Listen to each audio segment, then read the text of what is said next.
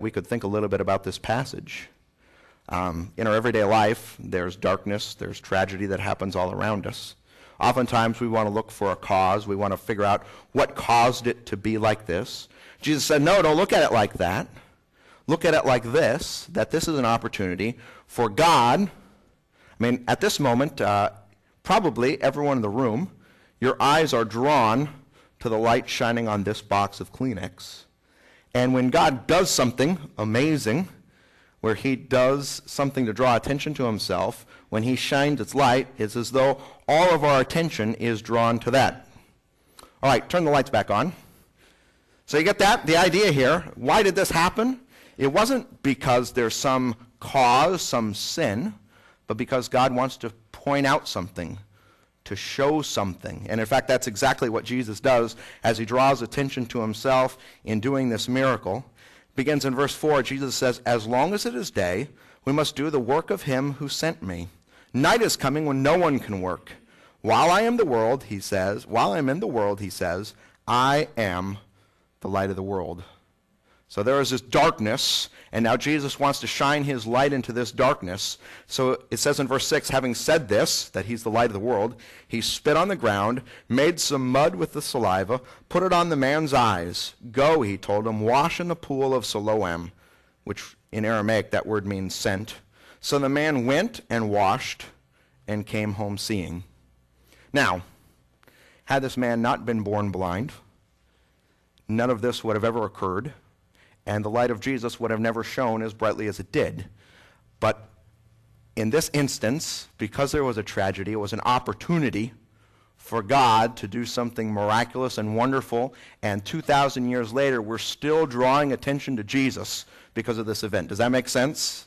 Often we want to look for the cause. What was the reason? And that paralyzes us from looking at what God can do, how he can shine his light and do something wonderful in the midst of tragedy. Two thoughts as we conclude. First of all, I want you to look with me at verse 4. Jesus says, as long as it is day, we must do the work of him who sent me. Night is coming when no one can work. While I am in the world, I am the light of the world. This is very interesting to me. He says, as long as it's day, we need to work, because I'm the light of the world. There's a time when night's coming, and later, as you read in John's Gospel, you find out that Jesus uses this phraseology, night and day, to talk about what's going to happen. The night refers to his upcoming death. He has this sense in his own life that for his ministry and mission, time is short. He has this task to do, but he only has so much time to do it. And it's as though he's eager to be busy doing the work of God, because he knows it's not going to go on forever. I've got this work to do, and here's what I need to do. And he says, while I'm in the world, while I have this opportunity, I am the light of the world. Oftentimes, we have a whole lot of excuses when it comes to doing the work of God.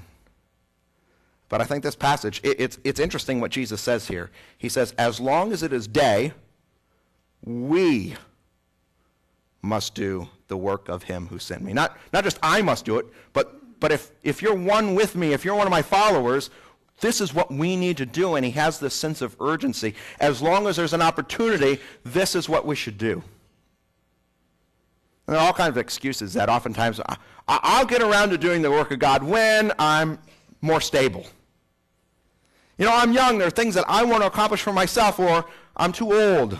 The time has passed me. There are all these excuses. Sometimes we look at the darkness in the world and we say, it's just too much. What can I do? It's as though Jesus, he has this flashlight that he's handed to each of us. And it's like he's saying, go shine this light into darkness.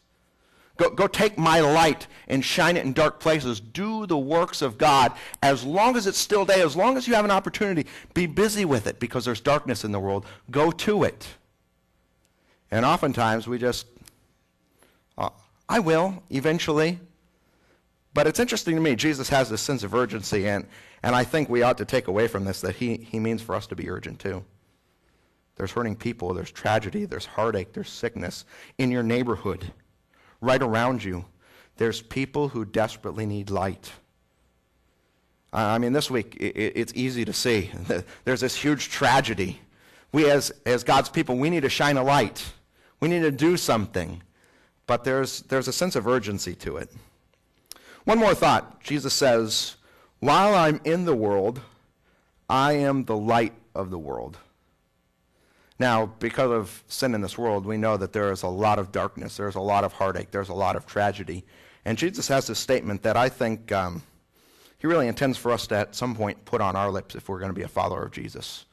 While I'm in the world, I am the light of the world.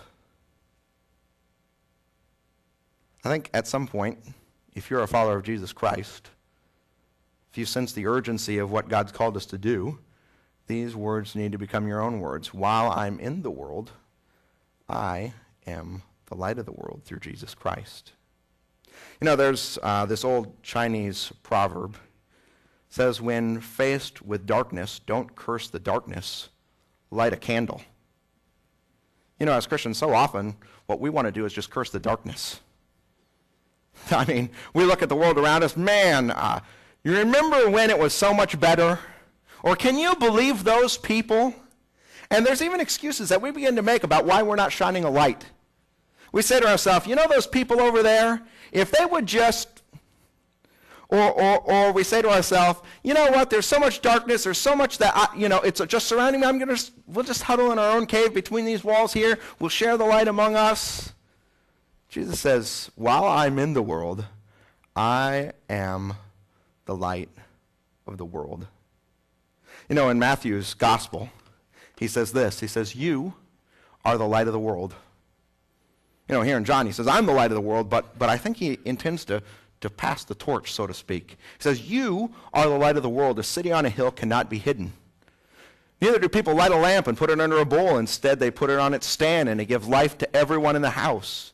In the same way, he says, let your light shine before men, that they may see your good deeds and praise your Father in heaven. How do we shine our lights?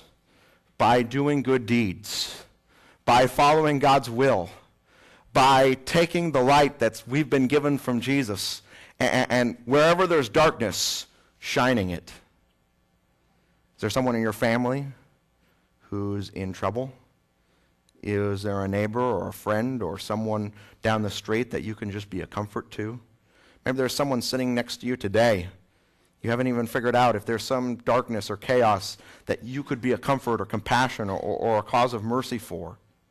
In this instance, this week, we know there's this large human tragedy. There should be this sense of urgency among us. What can we do right now because we've been given this light? And I want to just urge us. Today is Sunlight Sunday, if you will. We're gathering together today to think about our ministry in the upcoming year.